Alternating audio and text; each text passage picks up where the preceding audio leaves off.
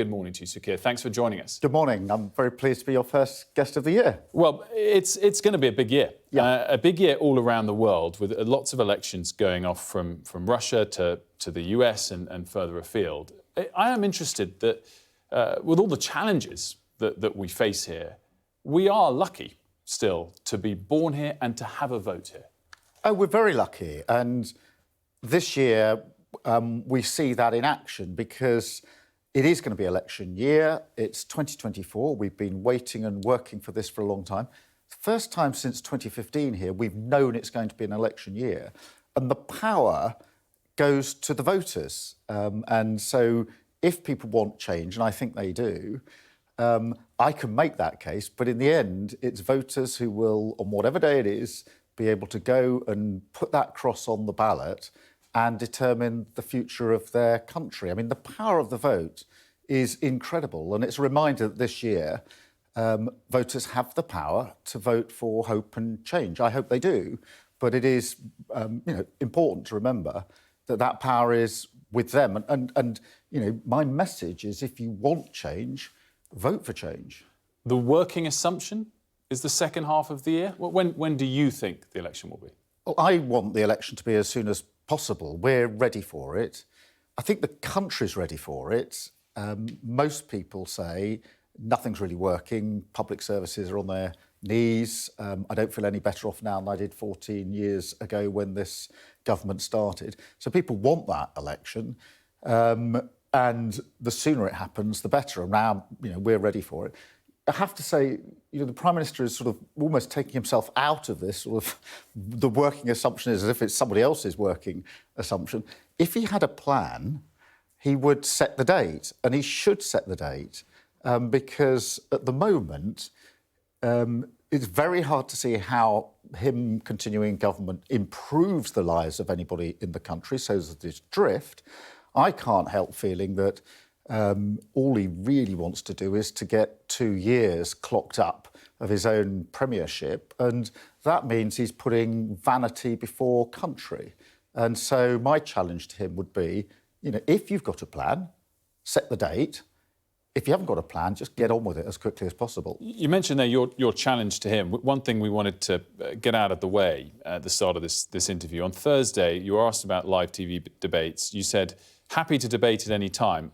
I wasn't sure if that was just a yes to the idea of open debate or more specifically a live TV debate. Will you commit now to a live TV debate on Sky News head-to-head against Rishi Sunak? Look, I'm very happy to do live debates. We will inevitably do them in the election. I think almost every election recently has had them. As to committing to particular ones, that's to be negotiated. But look, in principle, the more exposure, the more the arguments are out there. We've got a very positive case to tell, and I want every opportunity to make that case. I mean, I've been leader of the Labour Party now for 4 years. We've been going at pace to pick our party up from a terrible general election result. Most people thought we couldn't turn it around. We've turned it around. I knew we had to change the party, expose the government as not fit to govern, and then answer the question, why Labour? That's the part of the journey we're on. And I'm very happy to go and make that positive case for change. Let's get into some of the details then and start with the economy. You've committed to wanting to lower the overall tax burden. You've committed to doing so when the fiscal headroom allows it. When we're in that moment, when the headroom allows it, what's the first tax that you've got your eyes on that you want to cut? Well, the burden on working people is too high when it comes to tax, so that's where we would be looking to reduce that burden. And, frankly, the sooner we can do that, the better. But we do have to recognise that we now have the highest tax burden since the Second World War under this government. So we've got very, very high tax. And which one do you want to cut, first and foremost? Well, taxes on working people. But just hear me out, because we need to assess why is it that we've got such high tax. Now, I think it's because we've got a low-growth economy, because we've had stagnation effectively in the economy for 14 years now. And therefore, we've got to do more than have a discussion about tax. We've got to have a discussion about how we grow the economy. And that's primarily why I've set out the idea of mission-driven government, purpose-driven government, and made the number one mission for an incoming Labour government, if we are privileged enough to come in to serve, to grow the economy, sustainable growth in the economy, and to make sure that living standards across the whole of the country are going up. And so that's where we've put our energy, into those central missions and setting out the first steps of those missions already. 1.5 million houses to be built under an incoming Labour government, 2 million appointments for the NHS to get the backlog Those are down. goals, not specific policies. Is there one tax over the course of 5 years, when the fiscal headroom is there, that will definitely be lower at the end of 5 years? Well, I want to reduce the burden on working people. The only way to do that in the long term is to grow the economy. What you're seeing at the moment from the Prime Minister is he's floating tax cuts, but he's doing that in his own self-interest. He's run out of ideas.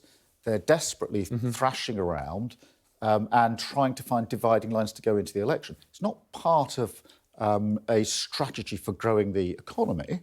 It's simply picking tax cuts that the Prime Minister thinks might create a dividing line going into the election. That is the wrong way to govern, whichever party you're in. It doesn't matter whether you're Conservative or whether you're Labour. To simply go down the road of desperately picking anything that creates a divide rather than having a strategy for the country is characteristic of what's gone wrong over the last 14 years. Let's dive into an individual thing that you spoke about on Thursday, the £28 billion green investment plan. So on Thursday, you said that if the fiscal rules don't allow it, we'll borrow less. You were pushed on LBC on Friday, and you said it was now a confident ambition, watered down from previously an outright pledge. In that, are you saying that the economy, in the short term at least, is more important than the environment? They're both important, but obviously the two have to go together. What I am saying is that we are determined to achieve our mission. We've got 5 missions, 5 central things that I want an incoming Labour government to achieve, and they will be our priorities. Growing the economy is the number one. Without that, we won't be able to do what we need to do on climate change, on public services. And that has to be number one. But very important as a second mission is clean power by 2030, which will reduce our bills. Which costs £28 billion. Well, we'll reduce our bills, will give us energy security so that Putin can't put his boot on our throat, and give us the next generation of jobs. Now, that will require investment. So, in answer to your question, not just investment, by the way, because when we've looked with those we hope to partner with, how we achieve clean power by 2030, they say to me, Keir, you've got to look at the planning. We can't get infrastructure up quickly enough. You've got to look at planning. You've got to look at the national grid, because that's much too slow. We want a proper partnership with government. So there are things we can do that aren't investment. But yes, we need investment. And we will put in investment for the future. And that's where the 28 billion figure comes from. That's subject to the fiscal rules, because economic stability is very important. Forgive me to go on a moment on this, because you made it a pledge, and back in the middle of last year, when the government relaxed some of its net zero targets, you said the Prime Minister was being irresponsible with our future. And just last month at COP, you said the current government is shrinking from its obligation. Labour will act differently and take a lead on this. You're saying there is a trade-off between the economy and the environment. So the question here, which I get there's a trade-off, is do you at least withdraw the accusation of irresponsibility to the government and acknowledge that if not, you're being irresponsible too? No, I don't, because the government is trying to pretend that the date on which an incoming Labour government signs a particular cheque is what matters. What matters is clean power by 2030, keeping to those targets. I'm not prepared to move that date. So people keep saying to me, are you... And if it costs 28 billion, you'll still spend 28 billion. Are you moving back on your goal? No, we're not. Clean power by 2030. But look, let me... it's absolutely clear to me that the Tories are trying to sort of weaponise this issue, the 28 billion, etc. This is a fight I want to have. If we can have a fight going into the election between an incoming Labour government that wants to invest in the future, long-term strategy that will lower our bills and give us energy independence, versus stagnation, more of the same under this government, if they want that fight on borrow to invest, I'm absolutely up for that fight because I want to go to the British public and say we've had 14 years of sticking plaster politics where they haven't done any long-term thinking and you're paying the price. I would do the hard yards of the long-term thinking. I'll borrow to invest and your bills will go down. If they want that fight, bring it on. Let's move on to foreign policy, Sir Keir. Defence Secretary Grant Shapps said at the start of this week that the UK was, quote, willing to take direct action in the Middle East. He was talking about repelling Houthi rebels in the Red Sea. Do you agree with that? I agree with the government on this. I'm treading carefully because this is a sensitive issue. And we are talking to the government on this. I had a COBRA briefing from the government on Friday about it. That's indicative of the approach I take. When Rishi Sunak became Prime Minister, he and I had a private phone call that evening, and I said to him, we will, robustly challenge each other uphill and down dale on most things, but on national security, on terrorism, on Ukraine, because that was a dominant issue then, we will stand as one. Same applies here. So when the government, it's already made a statement, as you know, of, in relation to what's happening in the Red Sea, we support that. We'll wait to see what next action needs to be taken. National security is the first concern of any government. It will be the first concern of an incoming Labour government, of course. And where action is needed, we're prepared to take it. What I don't want to do is to sit here getting ahead of the government in an area where I've said, because it's so important, we will, wherever we can, work together. So there's one voice coming out of the UK. In the Middle East, obviously, huge conflict at the moment. And it will not help the situation in the Red Sea to have political divides here that aren't necessary. Let's explore a bit more the situation in Israel, Hamas, and how it's manifested back here in the UK. Do you think the protests that we've seen are just free speech in action that we should almost be proud of? Or has it bubbled over at times and revealed a sort of darker side of certain small groups of British society? Bit of both. I'm proud that we have the right to protest and that on any issue, including issues where I may or may not agree with those protesting, people can take to the streets and protest. And that is good, and we should cherish that. That having been said, within some of these protests, there have been pretty obviously criminal offences committed that the police have had to follow up on, quite right too. And beyond the formal protests, there have been a number of threats and abuse to individuals, particularly some MPs, which I'm very concerned about the level of threats that are being made to a number of MPs, including some within my own party, but not just within my own party. So I fiercely defend the right to protest, including on this issue, of course, but I don't think we can escape the fact that there are these threats, not necessarily in the protests, but in and around, which we must be very, very careful about. We've lost parliamentary colleagues in the past, and so this isn't just some idle discussion. It is a very serious issue. You said in your speech on Thursday that you want to find, quote, a politics that treads a little lighter on all of our lives. Whether it's because of the Middle East issue or broadly, politics been a bit overwhelming for you and your family of late? I think it's been overwhelming for many people across Britain. If you go down the road of nationalism or populism, you've always got something, you've got to find an enemy, you've got to hate, and you've got to constantly be in a fight and conflict.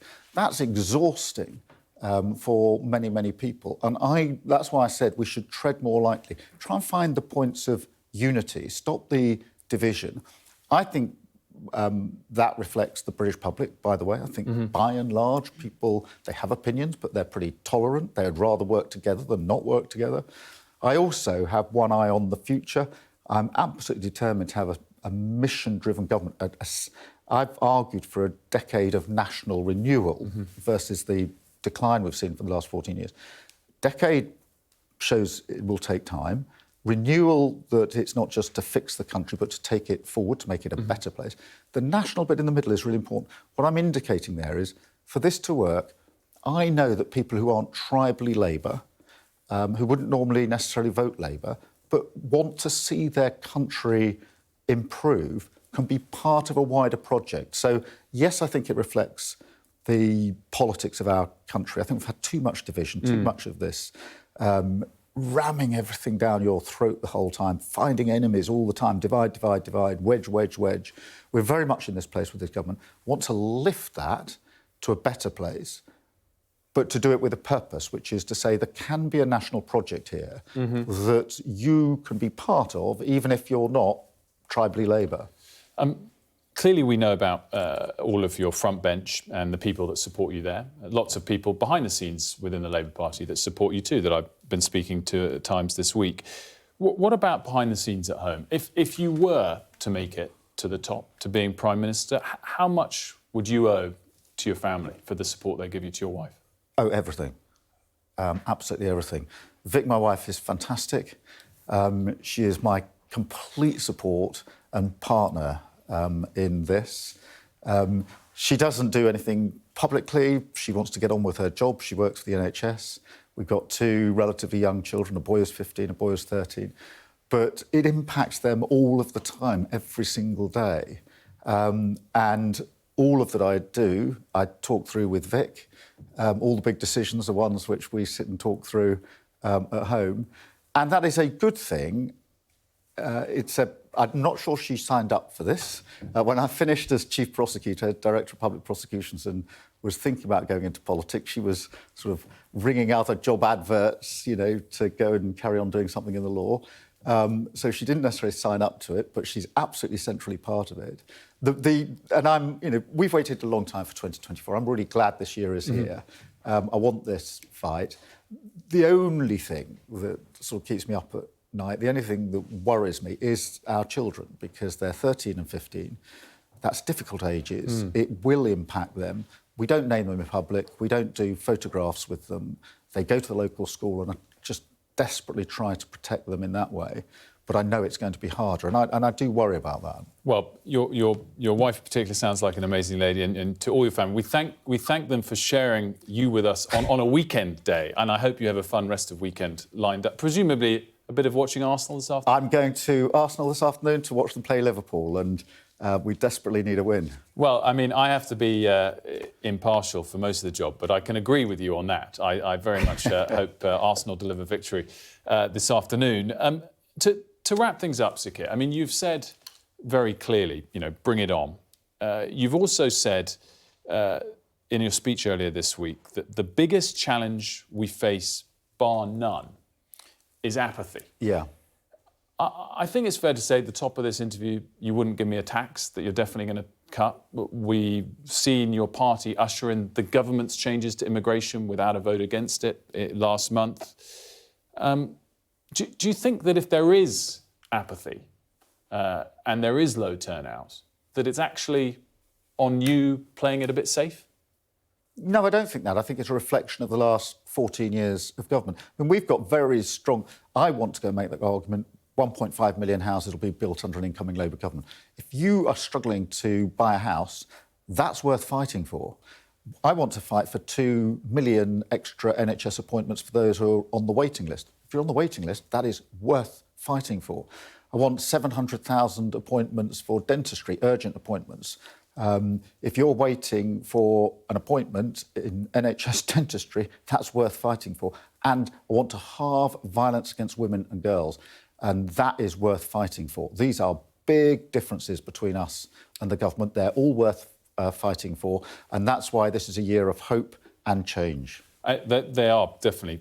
I'd argue that they're goals, not policies. But and then just a final question on this note, because if you win, you really will have the weight of a nation on your shoulders.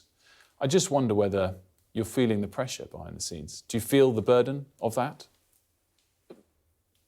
There's obviously been a burden on me in particular since I took over as leader of the Labour Party, a burden to turn our party around and get it to a credible position to win an election.